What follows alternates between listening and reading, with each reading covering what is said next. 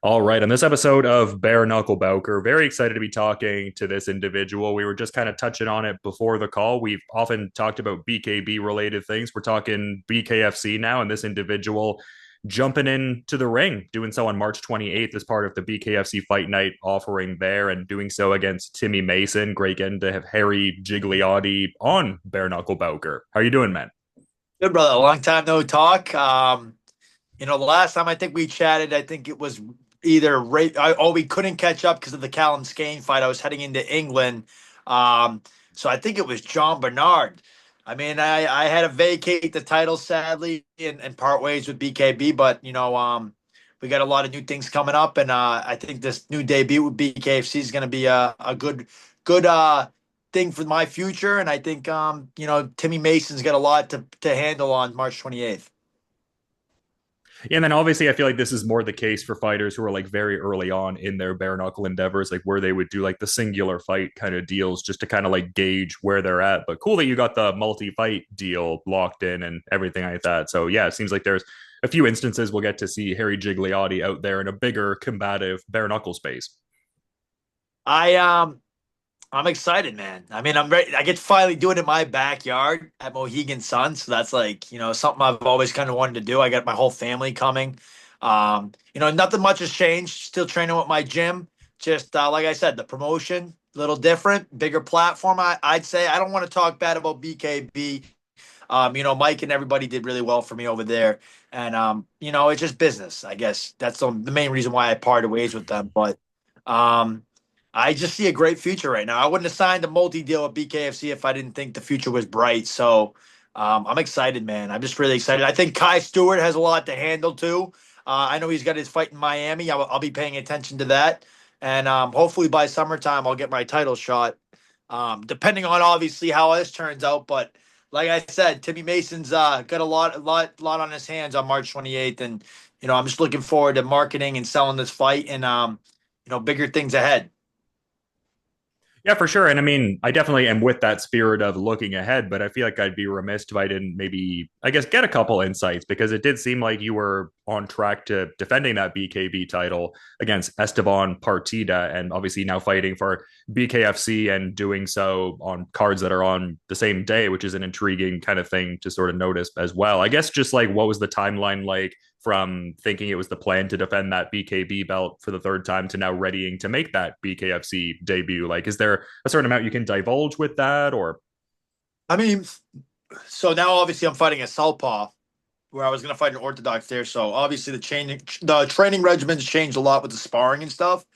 But I mean, same game plan to go out there, be ready, and make sure I fight my fight, stay calm and collective. Timmy Mason, I believe, is a tougher opponent than Estevan. I think Estevan was, just in his developing stage.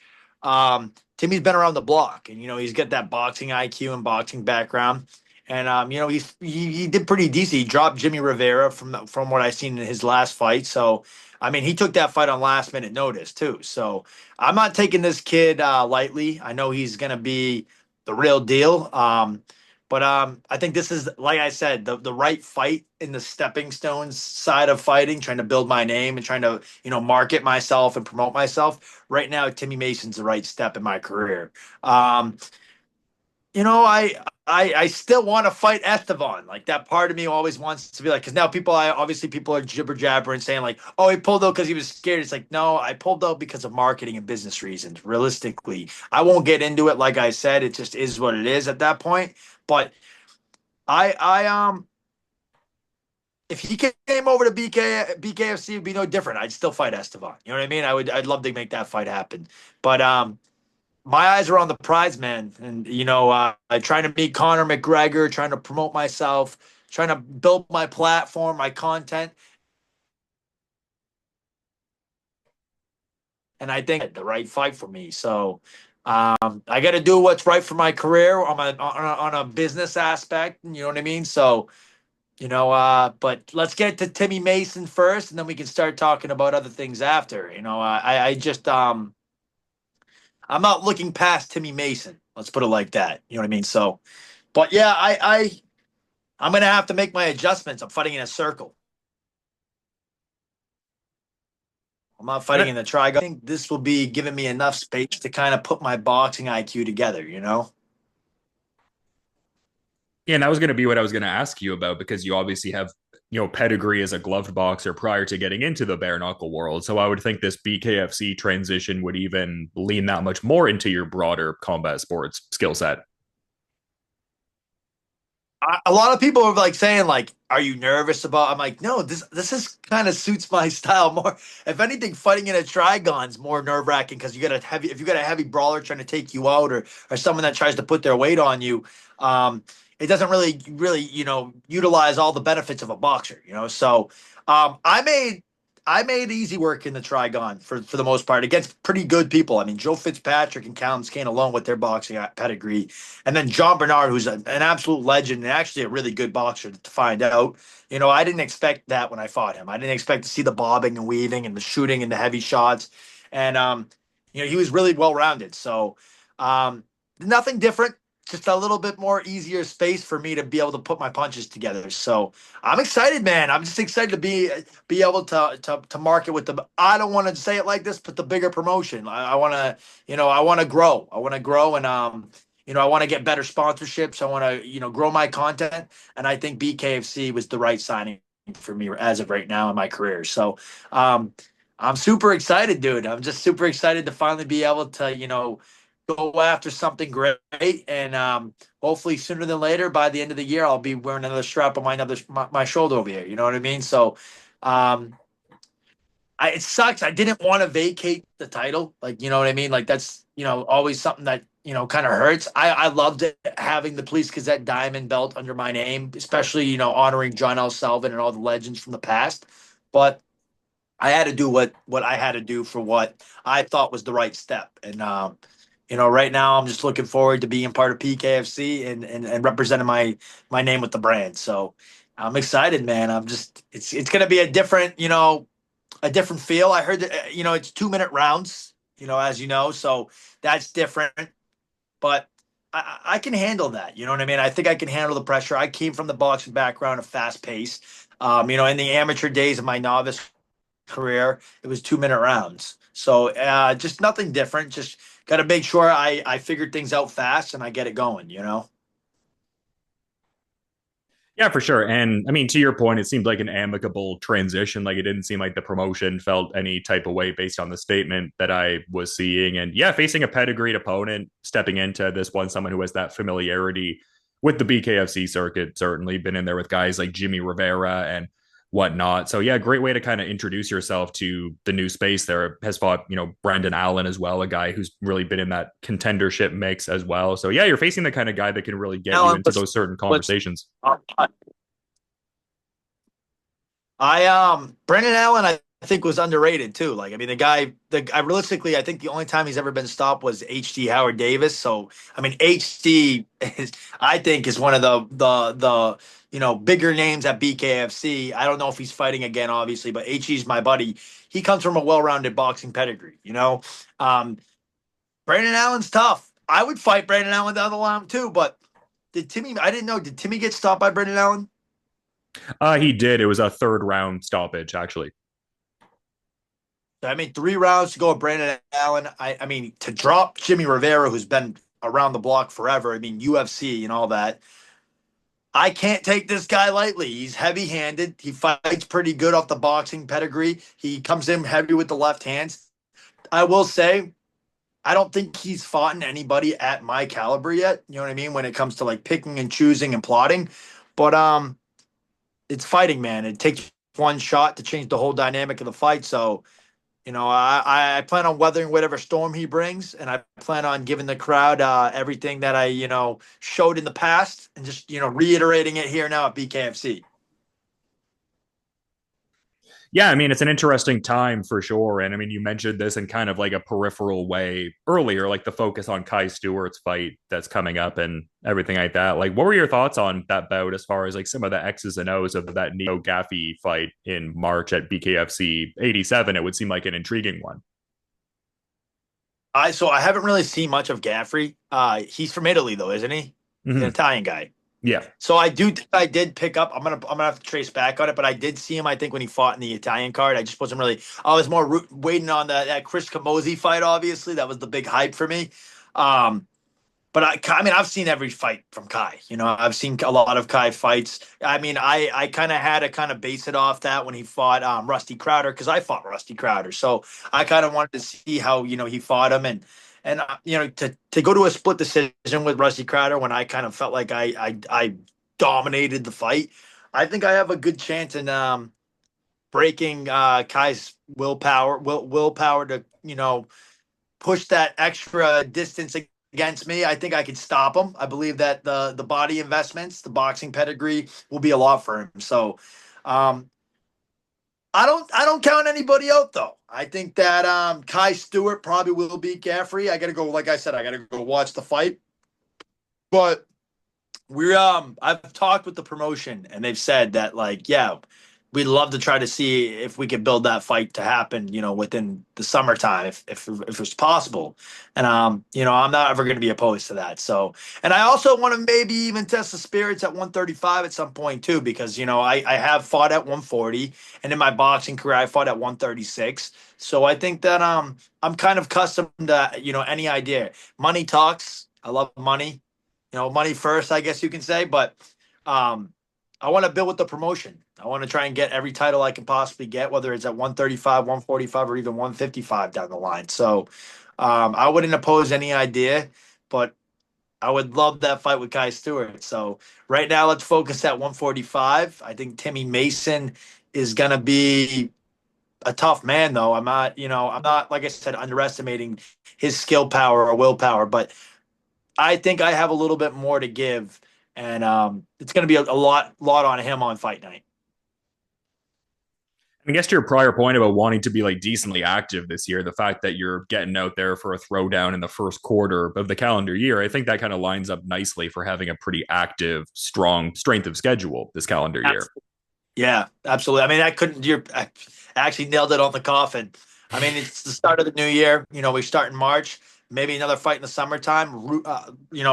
Right around probably October, November, maybe get another one in. 3 fights in 1 year, I'm happy with. I can never complain with that. You know what I mean? As depending on how I feel and I'm healthy, and if my hands aren't broken and my face isn't mushed, then yeah, I want to go for that belt, man, and I want to travel.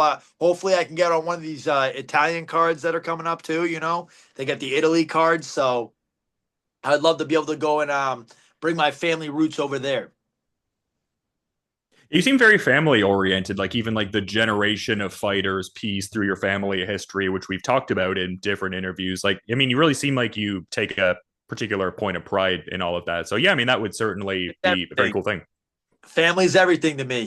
Family comes first. And trust me, blood doesn't always make you family. I think everyone knows that. But I've always been close with my family. My family's kind of circulated around me. They've been a huge supporter in my career. My grandfather, who's now 94 years old, was kind of the start for boxing for me. So you know what I mean? I mean, he's carried the torch down 4 different generations, and for me to be able to still kind of show him that I've got the eye of the tiger for the family and keep the torch lit. I it's something that means everything to me, and that's family value is everything to me, but also letting my roots out, especially in the ring, is something that always means everything to me as well. That's like winning that fight against Joe Fitzpatrick, even going over there fighting sick. That's a warrior story in my eyes. But you know, you you don't you don't hear about that often. So it's like this is something that one day, if I ever write a book, it's something that all kind of links in, to my roots. And you can't forget where you came from. And if family's been there for you, then I'm always going to bring them with me. Yeah, no, for sure. Just kind of pouring into your support system and that reciprocity piece for what they pour into you, I suppose. Absolutely. My mom bought 8 ringside seats, so it's not cheap. It's not a cheap show. So Mohegan's pretty expensive. Hopefully, after we get to go enjoy the casino a little bit, and everybody gets to go home healthy. But right now, it's all business. Timmy Mason's in front of me, and on March 28th, I plan on putting him down. And that is another, I guess, cool timing piece as well, because I was seeing on the Bare Knuckle show, I believe it was, they were talking about how this upcoming Mohegan Sun show kind of marks the end of like a contracted residency kind of piece that BKFC was doing there. And I mean, that's obviously not to say that they couldn't renew another kind of thing, but that's even, I guess, another good kind of timing piece. Like it seems like certain things are very in sync for you with all of this. That's what I'm hoping on. You kind of fit that into my, I'm hoping that everything kind of aligns right now with how the schedule is and how many fights. I mean, it looks like they're going to be going over to Australia. I've heard it's kind of been a up and down thing, but they just kind of promoted and started marketing it. So we'll see. This BKFCC, that looks pretty awesome. I know that it might not fit into my schedule because that's, I believe, in April. But I just want to get on these international cards, man. I want to build my name all over the world.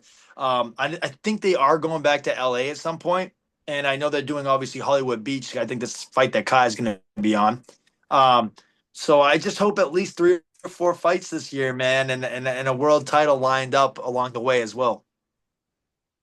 Well, the fact that BKFC has like quasi communicated some sort of path towards something like that to you already, I think speaks volumes. Like, obviously, you have the pedigree of being a champion in bare knuckle, but it also seems like you have that ability to, I guess, just generate the certain intrigue and etc. around a title fight. So, yeah, seems like a couple things are in line in that regard, too.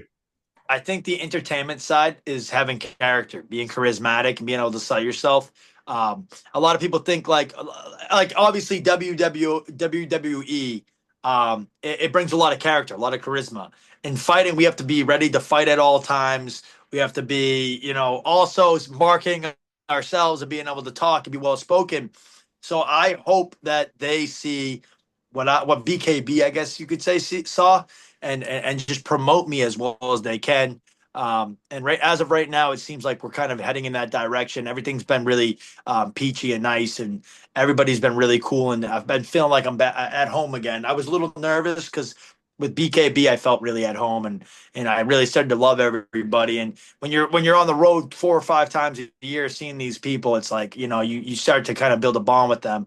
So as of right now at BKFC, everything's been really great, and their communication's been awesome. Everything's been really well coordinated. I have a coordinator, Rick Caldwell, who's from New England. He runs the Combat FCs with the UFC Fight Pass and stuff. He's a great guy, man. He's been right up to date with me on everything. He's finally just got me my ticket sale link, so I went posted that on Facebook. Anybody that wants tickets, it's posted on my Facebook page at Harrison Gigliotti. So um, everything's been great here. I really can't complain. I've heard a lot of different things, back in the past, and you know how people jibber jabber, especially if it's promotions that are kind of going back and forth. So, but as of right now, it's been great, and like I said, this transition over to here to BKFC has been awesome, and now I finally get to showcase and display myself on the big stage, and that's something that I've always wanted to do in my life. So, I finally get to kind of put everything together, and it's formulated to this day that's going to be on March 28th. So I'm excited. No, I mean, understandably so. Definitely a lot going into it and a chance to keep building on an impressive legacy, and I think this was even a bit after the last time that we were speaking, actually, but you were receiving that 1886 Jack McKillough Award from the BKB Hall of Fame. I mean, tip of the cap there. I mean, that's a huge recognition piece as well. I wanted to get that Hall of Fame ring so bad, but I was so happy to still be able to walk away with something like that and build my alkaloids. I mean, the Jack McAuliffe Award, I mean, he was an absolute legend. I didn't even know who he was. And then when they kind of presented it and explained his story, I was like, is this guy me from the past? Like, you know what I mean? It's just a guy that kind of was a traveling fighting man, and me going over to England and defending it twice. I mean, well, winning it once and then defending it for the first time over there in England, well, second time over there in England. Maybe a 3-time world champion. I think I've proved myself now that I'm on the pound for pound list. I believe I'm number 9 or 10 or something along the lines of that.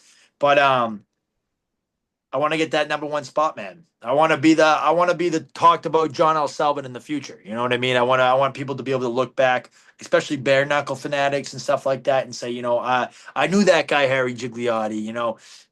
I guess they call it the barber shop talks. In boxing, I want Yeah. that guy in bare knuckle. So I think I'm in the right direction right now, heading towards that. I think Kai Stewart's well promoted. I don't think he's still there yet. But I mean, his record's great. I mean, he's beaten, like I said, he's beaten Howard Davis. He's beaten Jimmy Rivera as well. Rusty Crowder, who Rusty in my eyes was kind of on the pioneer side of bare knuckle when it was kind of just formulating. But this is the evolution of it. I mean, these guys that now are the top 5, top 10 in the world, we're the evolution of bare knuckle fighting. So it's just great to just finally be able to be awarded for what the things that I've worked for. Where boxing wasn't really doing that for me, this sport is kind of illuminating me and growing me into where I wanted to be, and I'm going to be a piece of history in it now. So it's an amazing sport. It's the real art of war. It's the real gladiator and fighters, and I mean, it doesn't get more raw or organic than bare knuckle fighting in my eyes. Combat sports. And that's one of the things that I've loved about bare knuckle becoming more of a re-emerging thing in the last X amount of years, because it has given a certain direction to some fighters. Because I feel like just with combat sports, it appeals to different skill sets and etc. Maybe some people are a little more attuned to this sport. Maybe this sport is a better fit. I feel like it just has given certain people like such, I mean, great opportunities. I mean, like you said, like you had the gloved boxing experience, but sometimes a lot of that is like rooted in the politics and what opportunities people want to extend to you. But with something like this, it's like, oh, okay, there's a certain like upward mobility kind of piece where I'm getting the higher level looks and etc. So yeah, just love to see it. It seems like it opens up that much more opportunities for fighters to, make their money, make their legacies, etc. Exactly. Which kind of, if you watch like the David Goliath days of MMA when the UFC was just kind of formulating, this is where BKFC is kind of at right now, except growing a lot faster because we have new platforms like Instagram and social media. Whereas the UFC didn't have that back in the day. So for us to be able to have social media to kind of grow this at a faster rate, you will see this sport be something huge very soon. I believe it already is getting big, but I think it will be a lot bigger than what it is. I mean, once we're already taking over the casino realm, we're already taking over that. Imagine if Vegas buys in on it, or imagine if well, they already did LA from what I believe, but now they're getting in from. It's not in theaters anymore; it's in arenas. You know what I mean? So seeing it grow from what it used to be to what it is now is unreal. You know what I mean? It's crazy to see it. Now, did you watch MMA back when it was just like, no hand wraps? It was just bare knuckle fighting basically with stomp. It was like basically Pride. You know what I mean? Back Mm-hmm. in the weight classes. Obviously, this is bigger than that. Like we are formulated and we have our weight class and shit. But this sport, I think, is gonna be the future of combat sports. Very. I don't know if we'll ever surpass the UFC because the UFC is the most grown out and more well marketed. But I think we'll be the runner up always, and I think a lot more people are going to start tuning in as we have a lot more stars jumping on board. People like Platinum Mike Perry that well promotes it all. You know what I mean? I think Mike Perry should be one of the most talked about faces when it comes to bare knuckle. If not, he is obviously. So it's just we're in the right direction right now for bare knuckle. I think bare knuckle is growing super fast. You know what I mean? And more people are hearing about it. More people are talking about it. And you got these guys that are little names becoming big names. And BKFC is giving us that chance. It's giving us that chance to have that platform. So I'm just excited to watch it grow. And boxing in my eyes is getting boring. It's watered down. You know what I mean? So if you don't, you got to wait like 4 or 5 years. They're kind of jumping on board with making these bigger fights, but still, it's like you got to wait 4 or 5 years for this guy to build up on 12 bums that fighting taxi drivers, these Argentine guys, and it's like no, we're getting right to the point with bare knuckle. The UFC is the only other sport MMA that kind of gets right to that point. Um, and I'm a huge MMA fan. I mean, I'd rather watch a UFC card over a boxing match. You know what I mean? I don't know if that's how you are too, but bare knuckle fighting though, I'll cut if a UFC card's on. Like I watched Knucklemania over the UFC card on Saturday night. Like it was just bare knuckle's kind of. I got a big fan base in bare knuckle, and I always try to promote it. Like watch this guy, watch that guy, because I became a fan at myself. You know what I mean? So bare knuckle fighting, I think, is one of the greatest sports in combat sports history to date.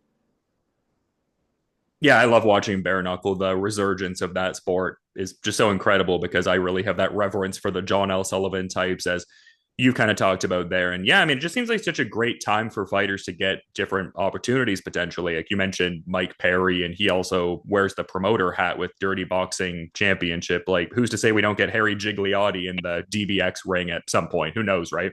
Time out here. I wouldn't oppose it if the promotion was down for it, and and we could come to an agreement, make maybe like a collaboration even on it. I would 100% jump on board with it. I actually did speak with them, but I had just won the title with BKB, and just marketing grab reasons. I'm sure they didn't want me to go jump on board with it, but I wanted to do it.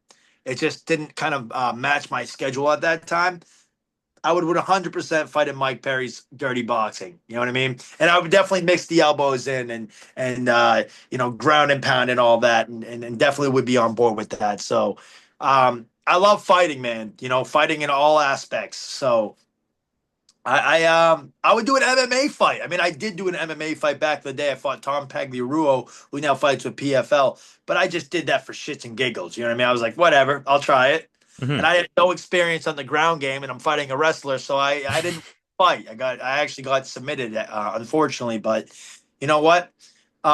Sometimes you got to take risk, and I like to test myself. I like to test my levels. You know what I mean? I like to see where I'm at, and bare knuckle. Bare knuckle has shown me a whole nother way of fighting. You know what I mean? And being accustomed to that inside dirty boxing, and I feel like I've kind of mastered that class. So um, it's the evolution, man, and I'm part of it. And it it comes from the roots of where I kind of came from with boxing, but I'm doing my own thing and I'm building my own story. And I couldn't have done that if bare knuckle fighting didn't become legal. So it's like I don't know. It's just it's awesome to be a part of it. It's awesome to have people on board with it, and the sky is the limit right now. So it's just we're only growing, we're only getting bigger, and it's just this is the evolution, like I said. Yeah, not to be antithetical to you talking about how you're authoring your own story, but it'd be cool to get yourself and Randy Costa on a collab BKFC card at some point, eh? Dude, Randy's my guy. I sparred with him in camp for the Callum Skane fight. Have you had Randy on yet? I've never spoken to Randy. I would like to, obviously, but never talked to the lad. I'll reach out to him today. Okay, sweet. Yeah, we'll get it rolling.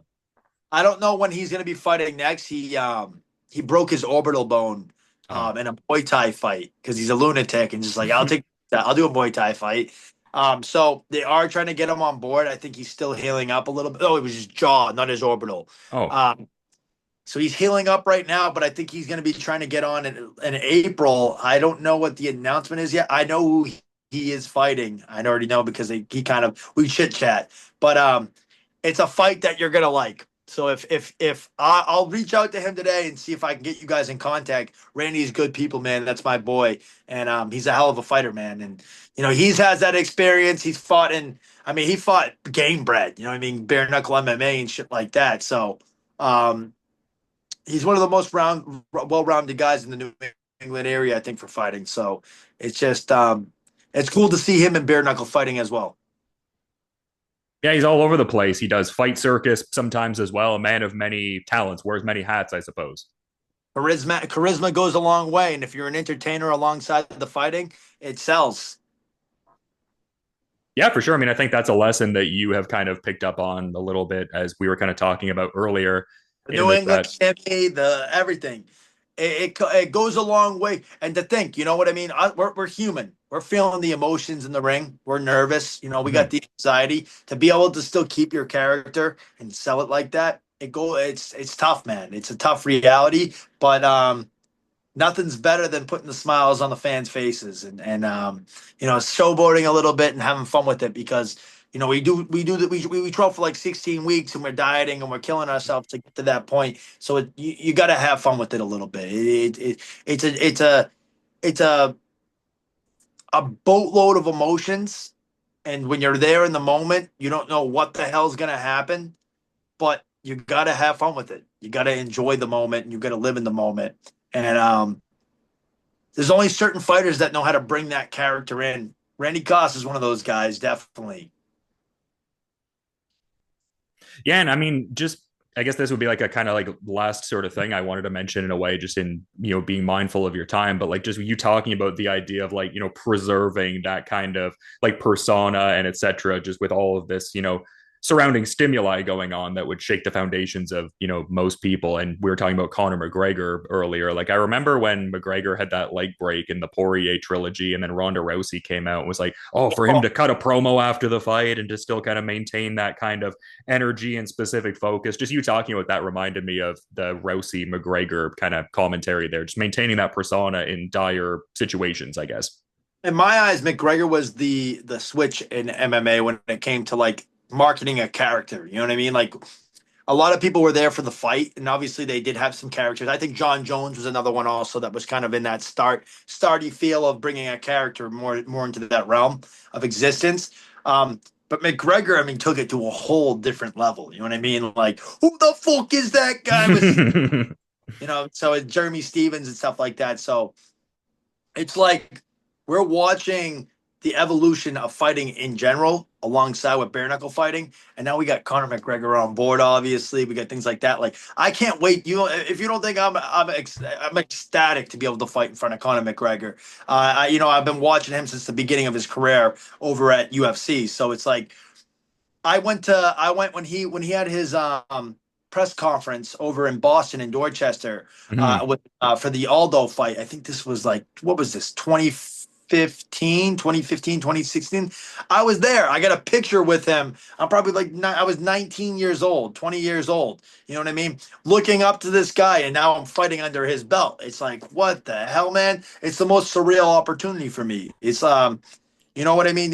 You don't think moments like these will ever come about, and then all of a sudden, when you're there, you're in the moment, you're like, wow, I worked my ass off to get to this point, and now it's just came to my reality. So it's like, I don't know. I'm ecstatic. I'm ecstatic to be at BKFC. I'm ecstatic to be able to be part of the future of it, and the promotion's only growing. So it's just I can't wait to be a part and hopefully a future champion as well.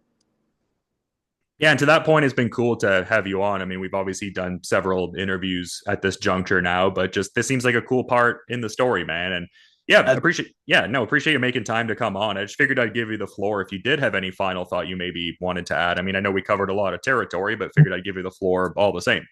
All right, like I always do, I'm going to put a little pressure on myself. I predict a second to third round knockout, body shot, maybe check left. Um, This one goes out to my sponsors, my family, my 94-year-old grandfather, as always. Um, the people that support me, man. There's some people behind the scenes that we don't even know, that I don't even know, and they're just fans. Whether it's people writing journalists getting me on their podcasts, as you, and I appreciate you so much, brother. And the people that just support me, the people that show me, give me the time and day to be able to give my story, tell my story, and you know rewrite it. You know what I mean? This is how I always wanted it. So it's just to finally be able to fight at Mohegan Sun in my backyard in such a big arena. I'm excited, man. I'm just excited to finally be here. And it's been a long time coming, but the main purpose is to get that world title back on my shoulder again. So I'm coming after Kai Stewart pretty soon. And on March 28th, you're going to see the Hitman Gigliotti in full display again. Yeah, it's a very intriguing fight. Certainly one of the fights that really stood out on that card for my money. I mean, a great event for sure, but this definitely was a standout bout. And yeah, this Timmy Mason fight going to be one of the more intriguing ones on March 28th. And I'm stoked to check out that BKFC Fight Night offering, no doubt. But again, to reiterate, Harry, thank you for coming on Bare Knuckle Bowker today. Always a pleasure, man. Stoked to check out this fight when it goes down. But until then, man, you have a good rest of your day. And yeah, thank you so much. We'll stay in touch, brother. I appreciate you so much, Dylan. Thank you, my brother.